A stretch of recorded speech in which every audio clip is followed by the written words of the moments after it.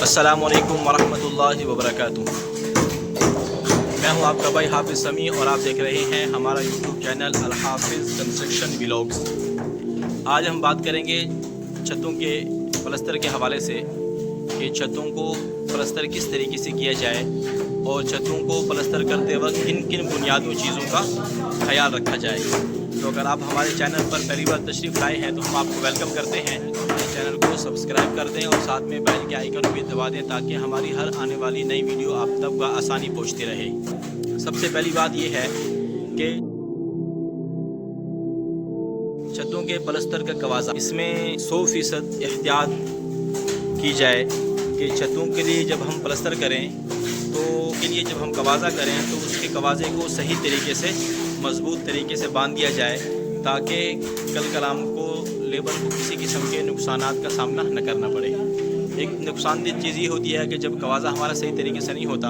या फट्टे बीच में हमारे टूटे हुए होते हैं या हमारी जो लकड़े होते हैं उनको सही तरीके से हमने मजबूत नहीं बांधा होता और दाएं बाएं वो वाइब्रेशन कर रहा होता है, हिल रहा होता है, तो उसमें किसी भी वक्त किसी भी लेबर के मजदूर या मिस्त्री को नुकसान का सामना करना पड़ सकता है। तो सबसे पहली बात, इस छत के पलस्तर करते वक्त कवाजे की ख्याल रखा जाए कि कवाजा जो हो वो हमारे मजबूत से मजबूत हो और सही तरीके से सही पॉइंट्स के ऊपर वो कवाजा बंधा हुआ हो। नंबर 2, जब भी हम छतों को पलस्तर करें तो छतों को पलस्तर करने से पहले हम छतों को अच्छी तरीके से उसकी कटाई कर लें। काफ़ी सारा ये होता है कि छतों को पलस्तर कर लेते हैं और बाद में जो खुसूसन छतों के कच्छे और कोने वगैरह होते हैं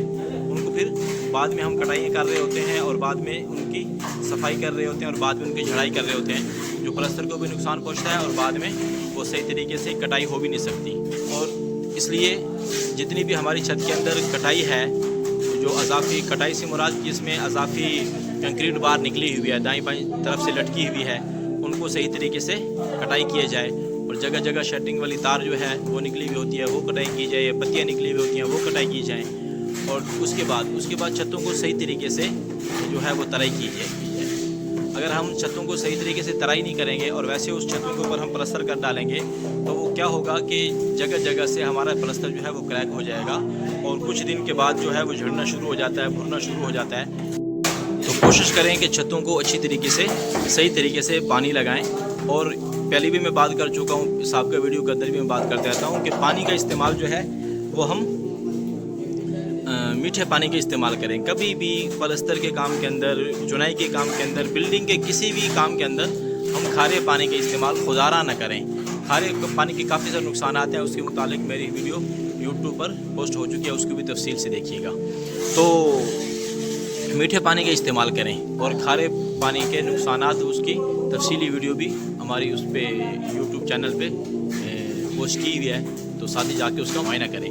और दूसरी बात कि जब भी हम छत को, एक तो छत को सबसे ज़्यादा तराई कर दिया जाता है, तो सबसे ज़्यादा तराई करने के भी नुकसानात ये होते हैं कि जब भी हम छत पर पलस्तर के लिए छाप लगा रहे होते हैं, माल छाप रहे होते हैं, तो उसके चापड़े बार बार गिर रहे होते हैं, उसके चापड़े बार बार गिर रहे होते हैं और उसका नुकसान क्या होता है कि जब बार बार चत्तियाँ गिरती रहेंगी तो बार बार उनकी चत्तियों को हम छपाई करते रहेंगे, तो उसमें यह होगा कि माल का भी ज़िया होता है और वक्त का भी ज़िया होता है। तो छतों को नॉर्मल पानी लगाएं ताकि किसी ज़्यादा खुश्क भी ना हो और ज़्यादा तर भी ना हो। तीसरी बात यह है कि जब भी हम छतों को पलस्तर करें तो छतों के पलस्तर करते वक्त हमारे पास सारे किस्म के औजार जो है वो मौजूद हों और कोशिश करें कि छतों की जब भी हम लोहे के मारे लगाने से पहले, जैसे हम करंडी से इसको अच्छी तरीके से प्रेस कर दें और फिर हम लकड़ी वाले मारे से अच्छी तरीके से प्रेस कर दें, फिर फोम वाले मारे के साथ अच्छी तरीके से प्रेस कर दें, उसके बाद फिर लोहे वाला मारा लगाएं। तो जब हम उसकी सही तरीके से रगड़ाई नहीं करेंगे तो वो रगड़ाई न किया हुआ पलस्तर भी है वो भी कारआमद नहीं होता, वो भी काफ़ी सारे नुकसानात का सामना करता है। और तीसरी बात, जब भी हमारी छतें पलस्तर हो जाएं, छतें पलस्तर करने के बाद फिर ये होता है कि हम उसको पानी लगाना छोड़ देते हैं। दीवारों को तो पानी लगा देते हैं, छतों को पानी पहुंचता नहीं है और लगाया हुआ पानी वापसी मुंह पर गिरता है, तो उसके खौफ से बचने के लिए वो छतों को पानी नहीं लगाते। तो उसका भी नुकसान क्या होता है कि جب چھتوں کو پانی نہیں لگے گا تو چھتوں کو پانی نہ لگانے کی وجہ سے وہ پلستر صحیح طریقے سے پکڑ نہیں کرتا، مضبوطی نہیں کرتا، اس کی ترائی صحیح طریقے سے نہیں ہوتی، جس کی وجہ سے وہ بھی جو پلستر ہے وہ کچھ دن کے بعد اڑنا شروع ہو جاتا ہے یا جگہ جگہ سے کریک ہونا شروع ہو جاتا ہے۔ تو اس چیز کا بھی فل خیال رکھیں کہ جب بھی ہم چھتوں کو پلستر کر لیں، پلستر کرنے کے بعد کم سے کم از کم 3 دن اس کو خوب ترائی کریں، 3 دن تک صبح بھی اس کو پانی لگائیں اور کوشش کریں کہ دوپہر کو بھی پانی، گرمیاں ہوں تو دوپہر کو بھی لگا لیں اور شام کو بھی لگا لیں۔ تو ہوتا کیا ہے کہ شام کو اکثر پانی نہیں لگتا، لیبر چلی جاتی ہے یا وہ کام سے تھکے ہوئے ہوتے ہیں مزدور، تو مالکان کوشش کریں کہ ترائی کے جتنے بھی مراحل ہیں، پانی کی ترائی کے جتنے بھی مراحل ہیں وہ اپنے ذمے لیں مالکان۔ جب ترائی معاملات جو اپنے ذمے لیں گے تو اصل میں سیمنٹ کے کام کے اندر جو ہے وہ ترائی، سیمنٹ کے کام کے اندر ترائی اولین ترجیح رکھتی ہے۔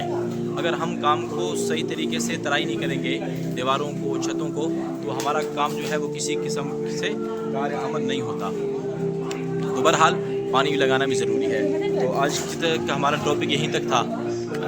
تو ناظرین سے گزارش ہے کہ اگر وہ ہمارے چینل پر نہیں ہیں پھر میں گزارش کرتا چلوں کہ ہمارے چینل کو سبسکرائب کر دیں اور ساتھ میں بیل کے آئیکن کو بھی دبا دیں تاکہ ہماری ہر آنے والی نئی ویڈیو آپ تک بآسانی پہنچتی رہے۔ اور آپ اگر ہمارے چینل کو اپنے بھائی حافظ سمیع کو دیجیے کہ اجازت۔ اللہ نے کے بعد السلام علیکم ورحمۃ اللہ وبرکاتہ۔